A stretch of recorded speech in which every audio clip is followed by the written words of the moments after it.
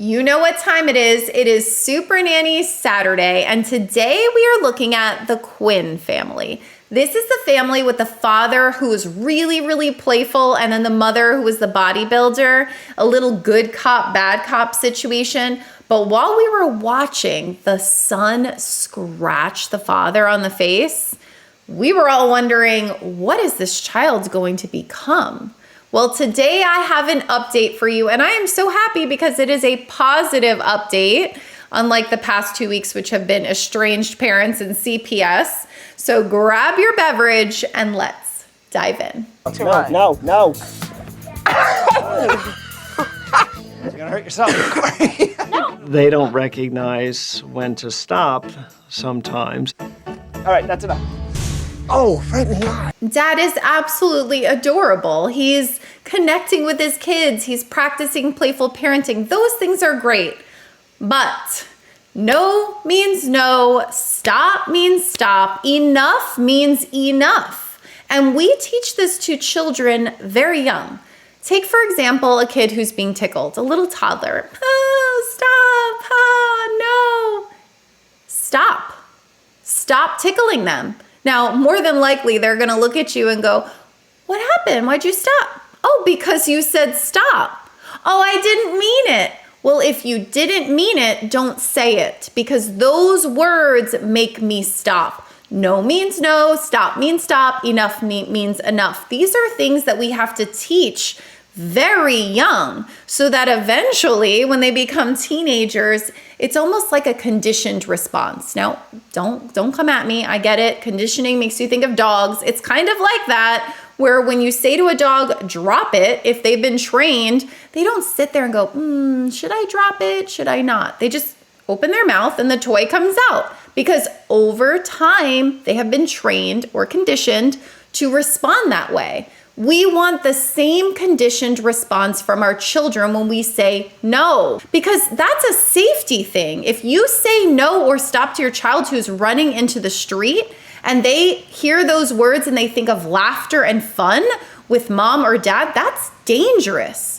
So we have to practice that those words have meaning and provide alternatives. So maybe when you're having your tickle fest, you say, well, make sure you don't say no unless you mean it. Instead, you could say, you're getting me. And then we have to practice this too with siblings.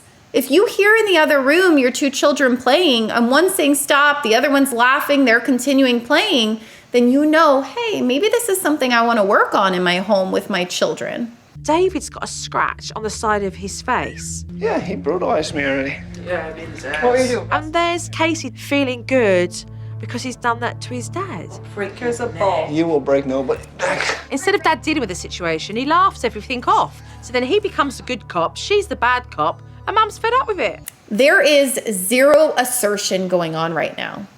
We teach our children how to treat others, but we also teach them how to allow themselves to be treated. Think about what's happening in this kitchen. All these children are watching dad, who got hurt from the older brother, just grin and bear it and take it. So those children are internalizing, oh, okay, well, I guess if somebody loves me, they can do that to me and I'll just laugh it off. Absolutely not.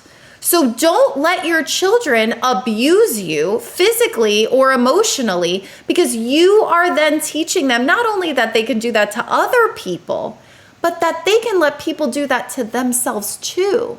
Think about that. There's so much more said as a caregiver in what we do rather than what we say. And right now, by dad laughing it off, he is teaching his children to also laugh it off if at any point they are treated that way. I saw exactly how harsh Casey can be with his brother and sisters. Get out. I need to use this, Corey. Corey put his head inside a wash basket that Casey wanted. Stop and give it back to me. This is actually kind of frustrating to me because the episode makes Casey look like a villain. Now, I get it. It's reality TV. Everybody plays a role. But let's really think about what's happening here. Casey just wanted his laundry basket and his little brother's being a goofball and putting it on his head. Now, clearly Casey doesn't know how to resolve the issue without using his body. He asked for the laundry basket and the little brother didn't give it to him. So Casey needs skills. He definitely needs skills to learn how to resolve things without using his body. But it makes him look like the bad guy. So really be careful as a parent or a caregiver or a teacher when you walk over to something that's already in play. Don't just judge what you see happening right then, because there was probably some undertones, maybe some poking, some annoying of the one other person that triggered what happened. It doesn't mean it's okay. It doesn't mean that what Casey did is okay by any means. But I would do two things here. The first thing that I would do is I would teach Casey that, listen, if it walks like a duck, talks like a duck, it's probably a duck. Meaning that I have learned from your behavior in the past that you are physical and that you are capable of hurting other people. If you don't want me to assume that, then you have to show me that you're not a duck. Does that make sense? Because I'm used to you doing that. And it's going to take time. I used to tell this to my students where they would be frustrated and they'd say, Mrs. So-and-so, she always yells at me. I'm in the back of the class. I wasn't even the one talking. And I go, I get it. You weren't the one talking this time. But does that teacher normally see you talking? Do you tend to get in trouble for that?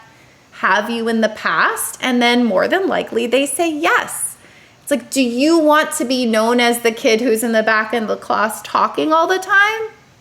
Then you have to change that. Only you have the power to change the perception of what other people think. It's not always perfect. Maybe you do all the right things and you do have a teacher or a caregiver in your life who constantly accuses you of things.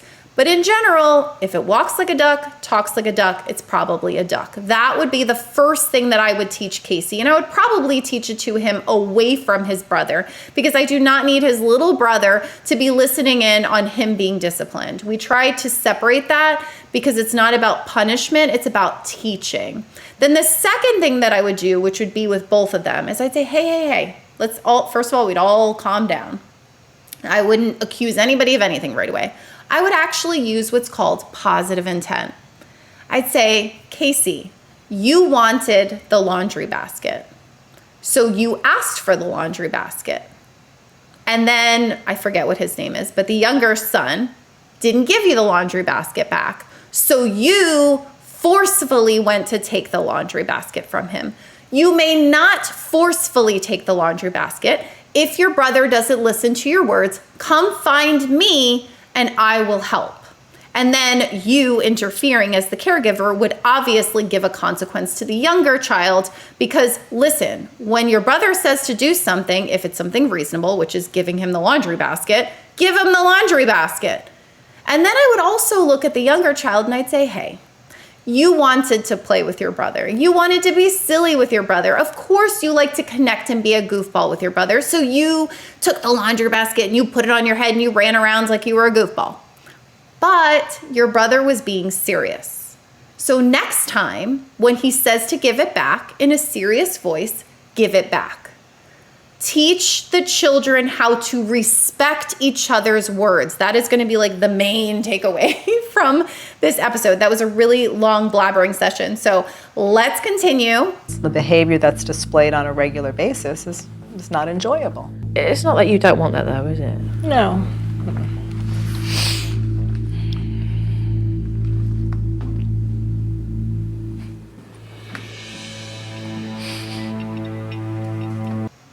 A home without structure is hard to enjoy because you don't feel a sense of safety and security in your own home. You're always on a heightened sense of what's going to happen next. Is the older child going to hurt the younger child? Is the younger child going to provoke the older child? And it's not only hard for her, it's hard for all of the children. Imagine being the younger sibling who's, trying to play with your older brother, but not knowing whether they're going to hurt you. It is very hard to want to be in a home where there's no structure, because with no structure comes no safety. And we all want to feel safe in our home. We want our children to feel safe in our home. We want our students to feel safe in our classrooms. Jo had to show me. She had to tell me what to do. Mum wrote on the mirror, "I love you more today than the day you were born." I'm sorry. It's okay. I'm sorry that I haven't shown you. Every week, Supernanny gets me. I've been crying. The roller coaster of emotions, Jo Frost, that you take us on.